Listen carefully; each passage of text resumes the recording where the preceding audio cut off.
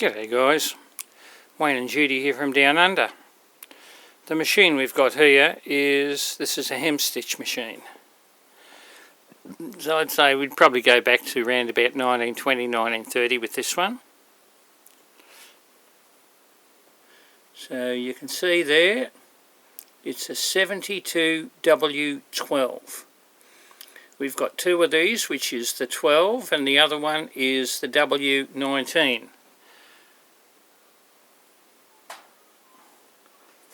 So in looking at this, what this actually does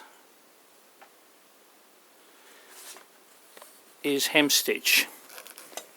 And this is your Hemstitch, which is the row of holes. We'll try and hold it up to the light so you can see through them. Right, so that's the row of holes that this does. It's an incredibly complex operational machine. So as you can see, this one here is the treadle, the industrial base. Now I'll try and lock in and get some pretty accurate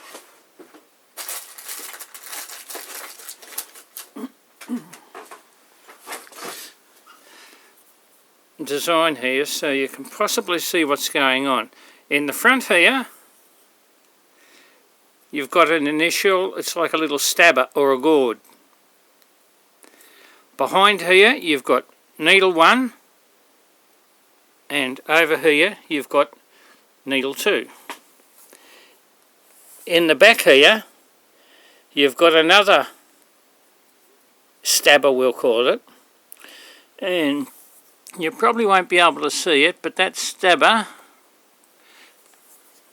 actually has a little groove on the inside. So the needle, when it operates, the needle goes down, does one stitch or needles and comes up. Then these arms here operate.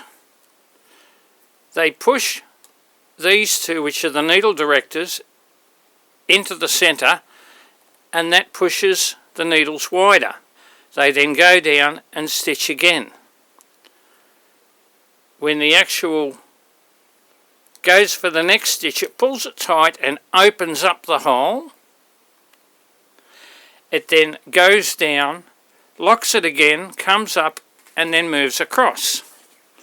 Now that is going to be pretty complex, so we'll try and I'll get it. So 1, 2, right, so that's the third one. So you may not be able to see, but there's already an existing hole there from this front stabber. So it'll go in that hole. The needles will go in, being close to the stabber, one stitch. Can you see the needles opening there?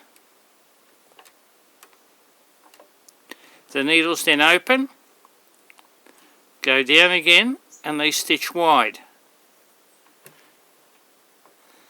She comes back up, then it goes back down and does a third stitch, which is sort of like a lock stitch, and then it will move across one stitch. This is an incredible little thing. Now we'll try and see if we can get it operating.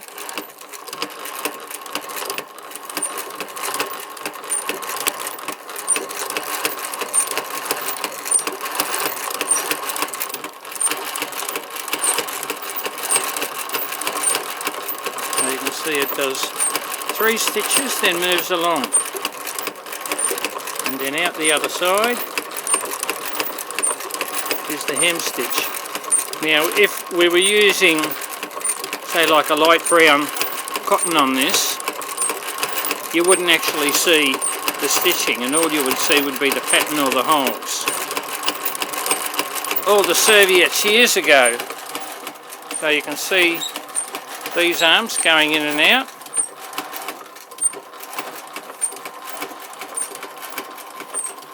Incredible little machine, isn't it?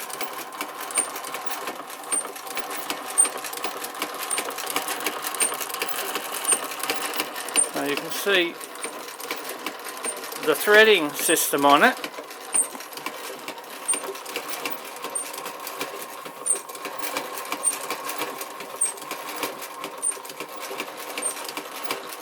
And like everything, you've got to thread it up right. If you don't thread it up right, you are just not going to get the end result. Oops, we've gone skew if.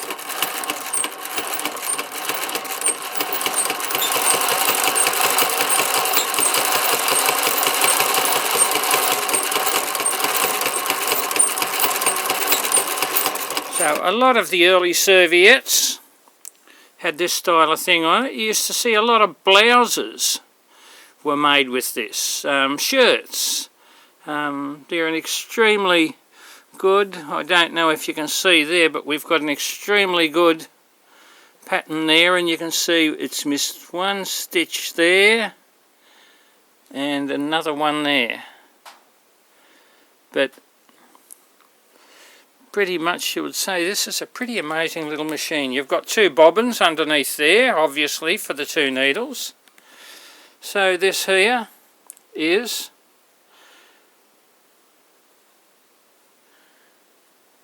the Singer 72W12, and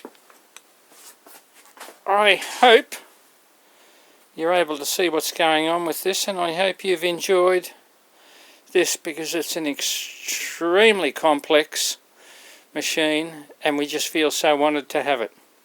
So this is Wayne and Judy signing off with our Hemstitch machine. Thank you very much and stay safe. Oh, we'll give you a look at the underneath. So this here is the underneath, and that there is the top.